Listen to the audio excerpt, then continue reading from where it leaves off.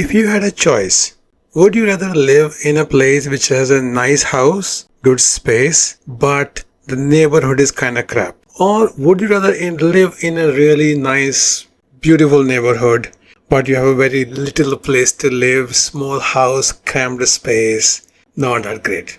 I'm asking because I know people for both preferences. I know friends who would choose one or the other. And the reason I'm asking you this today is because this was the day in Barcelona that I saw the underbelly of Barcelona. Stay with me, I'll tell you the whole story.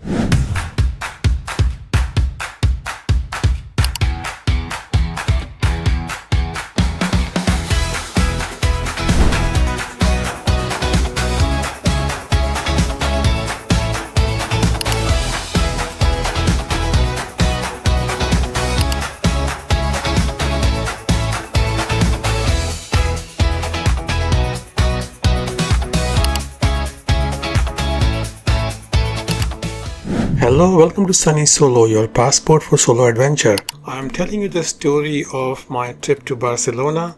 This will go into the trip to Andorra as well. While we are talking about Barcelona at the moment, I already told you some part of the story from day 2, which was incidentally my birthday as well. This was my birthday trip.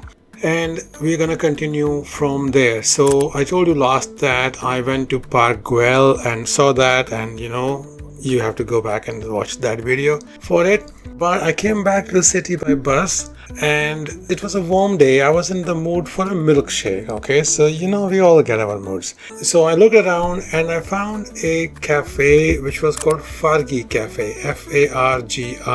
Don't you remember it? So I went in. It was kind of like a nice big place and they looked like they knew what they were doing with the milkshakes because there was a queue as well and the prices were quite high as well. So one milkshake cost me about €7, 10 cents. I had to queue up for a few minutes as well. Fine. Ultimately, the milkshake was not that great. When it comes to food, and this is the reason that I consider myself a foodie, not because I eat a lot, I do, but I do like my things just so. So there are people who don't complain and they just eat whatever they get. In my case, it could be cheap food, it could be expensive food, but it has to be good food. At this time where I was sitting there in the Fargi Cafe, all day people, my friends and family had been sending me messages, wishing me for the birthday.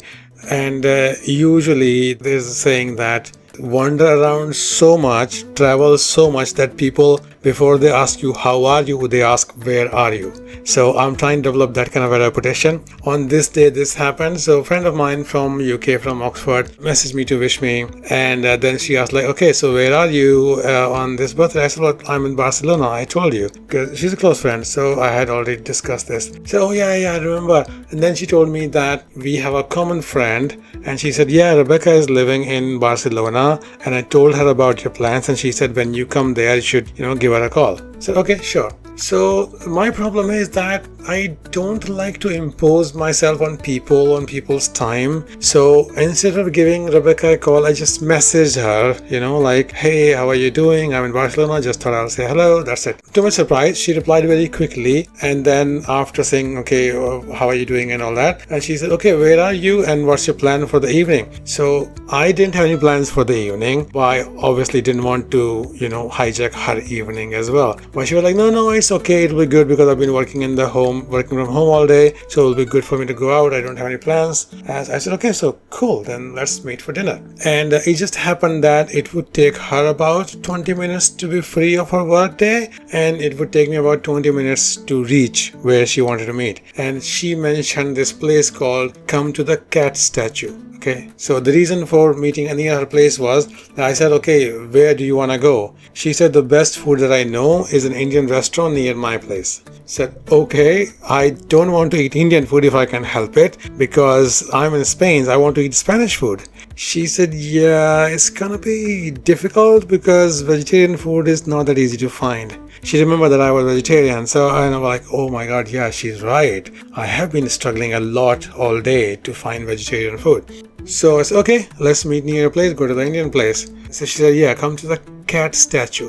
And when somebody says something weird like cat statue, I immediately think can I capture this for my vlog? But the journey first. So because this was about 20 minutes away by walk, I decided to just walk. And I have told you before that before I went to Barcelona, my friends had given me all this horror talk. Be very careful, keep your bag in front of you, don't take a heavy bag with you when you are going around sightseeing, and just have a crossbody bag, have it in front, have it inside the shirt if you can, and just hold on to your phone with both hands, all those things. Like, I felt like I was going into some kind of a crime infested underland, like underworld kind of place. And so when I got there, it was nothing like that. It was all very cool. People were nice. People had more expensive phones than me. So it was like my preconceived notions, which were conceived for me by my friends, they were all shot to bits. But on this day, in the evening, when I took that walk from that Fargi cafe to Rebecca's cat statue, I did see what my friends meant. Because as I went towards closer and closer to that neighborhood, the streets got narrow, the footpaths got almost small or non-existent, and the shops changed. So the shops, instead of being cafes and restaurants, they started to become sex shops and massage parlors and stuff like that, like all dodgy kind of stuff. So I don't want to be offensive to anybody who owns a sex shop. It's fine, it's good, maybe the neighborhood needs that, whatever. But when I was walking through that, I was thinking like, okay, so I didn't feel exactly unsafe. It was still daytime and it was like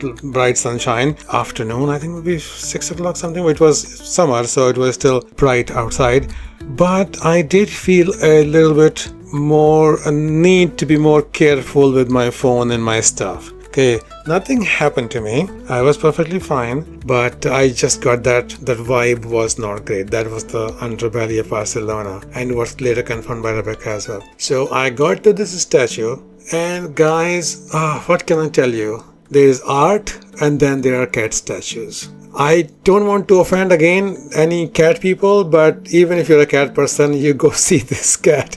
Oh my god. It's a huge cat. It's like, imagine a cat that has eats on the all-you-can-eat buffet every day. And it's like a cat made in the size of an elephant. They were trying to make an elephant and they made a cat. It's like that. It's huge. It's like a 2-ton cat. Not like, it's exactly 2-ton heavy. And it's called the El Gato de Botero.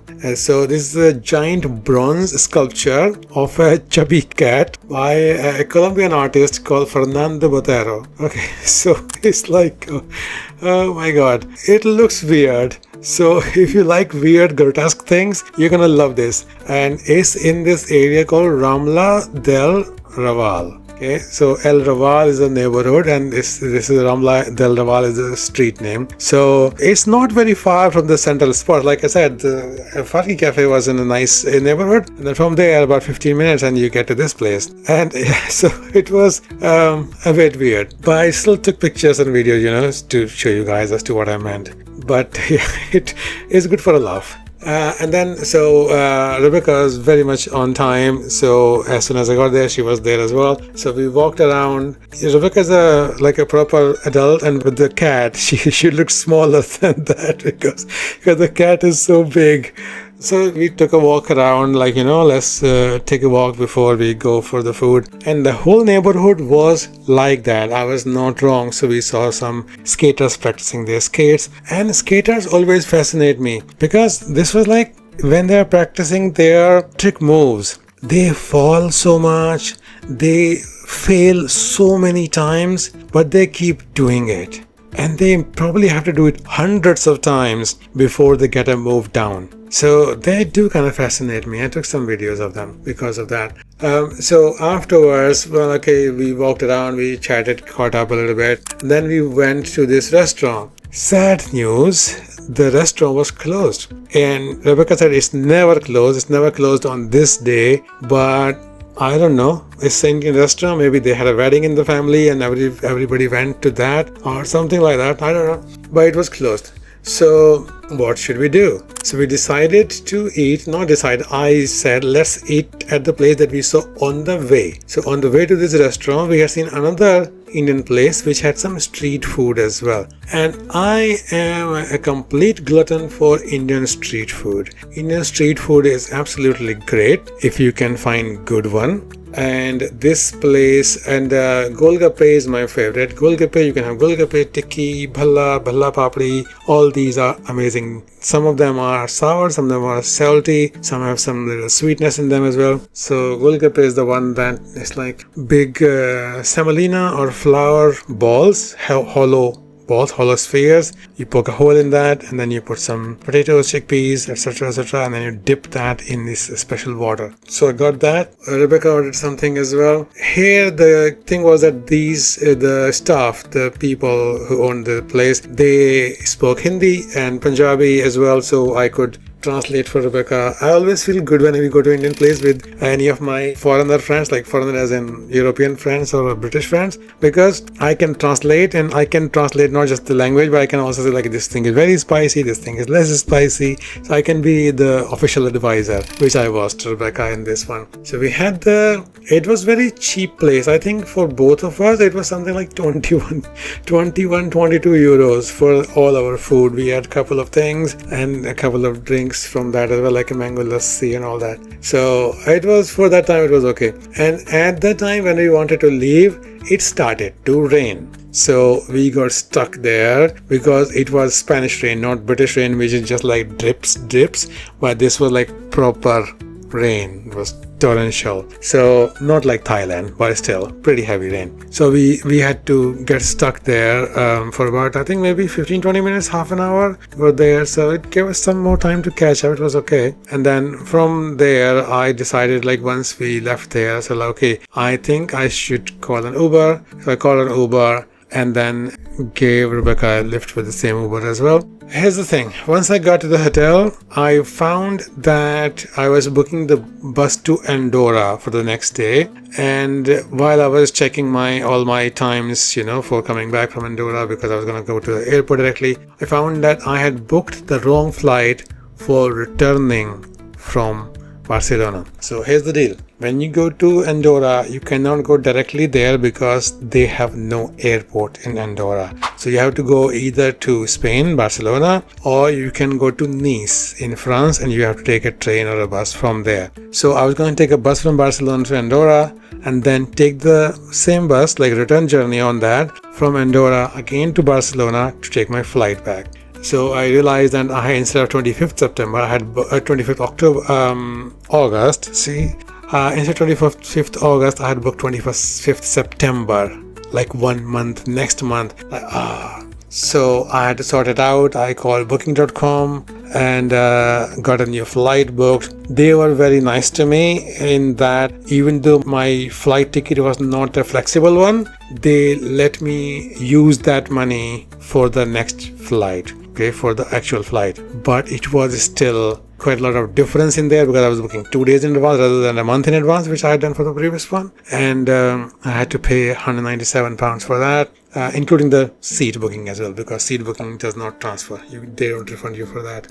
And then I booked my train as well because my train was not fitting this new time. So, about 230 pounds wasted. The thing is, once I realized the mistake, I said fuck about 10 times. But after that, I just settled down and took care of it. Did not stress myself out thinking about it because I knew it's only going to take money to fix the problem, and I had the money. So it was okay. So I was not gonna cry about it. But this was the day that I saw the underbelly of Spain, of not Spain, but just Barcelona, and I realized what my friends were warning me about. When I was talking to Rebecca, she also told me that twice somebody had tried to snatch her phone. Okay, so she said what happens is that if you are on your phone, you're there by the side of the road, somebody might just come by on a bike or a cycle or a scooter and just snatch it from your hand and then run away. And in her case, both times she was holding her phone more strongly, so they tried to snatch it, they could not. And the good thing with these criminals, if there can be a good thing, is that they don't get violent or anything. They just try to snatch it, and if they fail, they just run away. They don't, take out a knife or anything, at least these people. Still, if you're going to Barcelona, I'm gonna sound like my friends now, but be careful as to which areas you are in. The nice areas, if you are in like, La Rambla or Sagrada Familia, you might be okay. But wherever there is a crowd, or where you see narrow streets, or you see very small narrow footpaths, you sex shops or massage parlors, be careful, watch for your stuff, especially for your phone as well. That is going to be, I'm going to end on this horror note today, because that's the story, or the remaining story for this day. Went to bed about 1 o'clock because I needed to go to the bus stop next day. Around noon was my bus. So in the next one, we'll go to the remaining Barcelona, and we'll go from Barcelona to Andorra, which is a journey worth describing. So make sure that you subscribe so that you don't miss these videos, and please do comment, tell me if you like something, don't like something, so that I can change anything that you don't like, because I do want you to enjoy these videos as well. So if you don't tell me, I would never know. Thank you for watching. I'll see you in the next one. Have a nice week. Bye bye.